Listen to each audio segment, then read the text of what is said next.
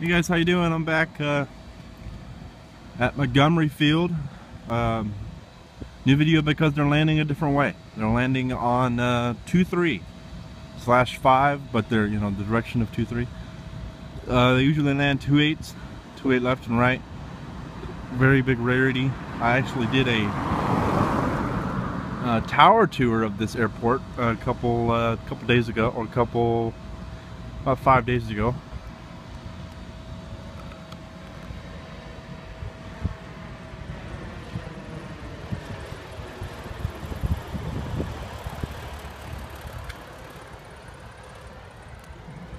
And I got the chance to ask a lot of questions. Well, one of the questions was, how often are each, runway direction used? So 2-8 left is the main. The second most used is the 10s, which is the opposite of the 2-3s, or the 2-8s, I'm sorry. And then the second, or third, I'm sorry, is 2-3. And they actually use runway 2-3 5% of the time in the year, and runway 5, which is the opposite of 2-3, only a couple times a year. It's really interesting. So just putting this, it's a good sunset right there, some good cloud cover. I got a little rain. It's been VFR probably, I don't know, most of the day. Some IFR conditions, rain. As you can see right above me, some possible rain coming right for me. It's still been kind of busy, not deserted here due to the weather. There's still some people doing pattern work. There's still some King Airs and stuff landing and departing. But I just thought this is almost the best view for landing. As you could see, that plane that just landed, I think it was a Cirrus.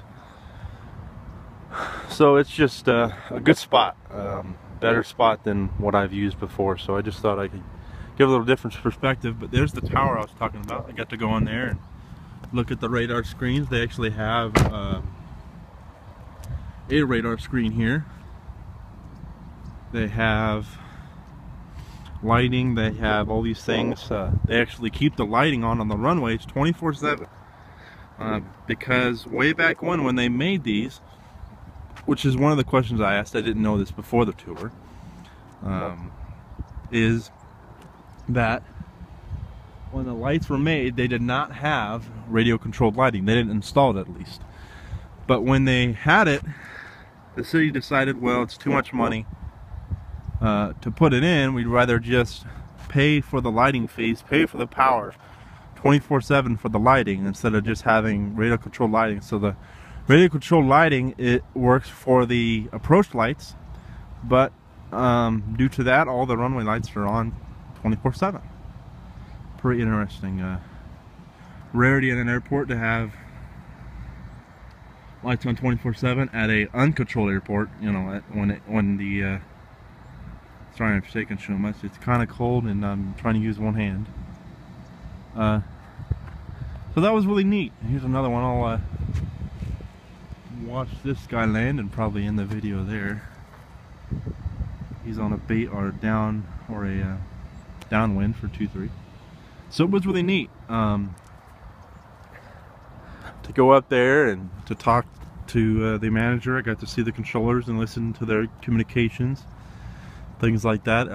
Definitely gonna try to go back.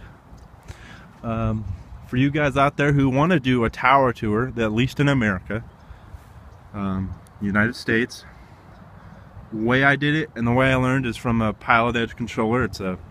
You can look them up, but pilotedge.net controller on there told me about it. But the way it works is what I did is I looked up on airnav.com and I looked at the owner, and I contacted the owner. Some of them said that's not the actual FAA tower controller, so you're just gonna have to find out. Sorry about that. I accidentally hit the stop button, but I'll just continue. You have to actually find out who the FAA controller is. So what I did is I contacted the owner. He gave me the contact information for the FAA manager at the airport, at the tower. That's the way you do it. I doubt that it's really different at other airports around the country, for what I've been told.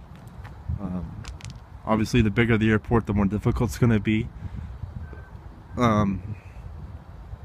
So that's a cool thing. I would not discourage anybody from doing that. It was really fun here. I doubt it'll be a lot of fun elsewhere at other towered airports and such. We'll watch this guy land. Why not, huh? So it's pretty cool. Obviously, I'm at a street that only leads to a couple places into the tower.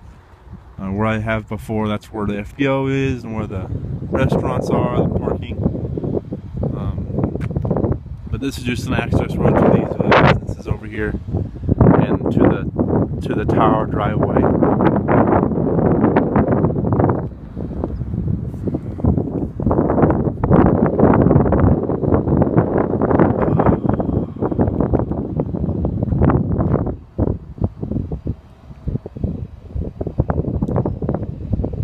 Watch this guy land, and I'll head out here. Oh, man, it's cold. It's that wind chill. Today is a Sunday, by the way, if anybody cares. It's probably why there's no cars on the road and there's only one guy doing a traffic pattern. Cool thing is, when they get real busy around here, they will have 4 controllers operating. One doing dedicated to clearance delivery, 1 for ground, and 2 for tower, or what they call a local controller.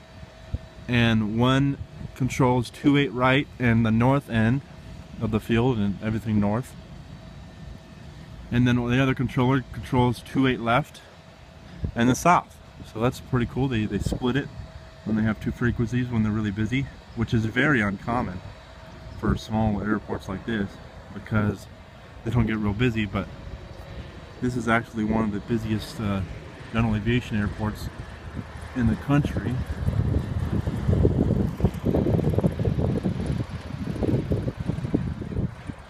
And that's not a Cirrus. I'm sorry, that's a Cherokee. Am I an idiot?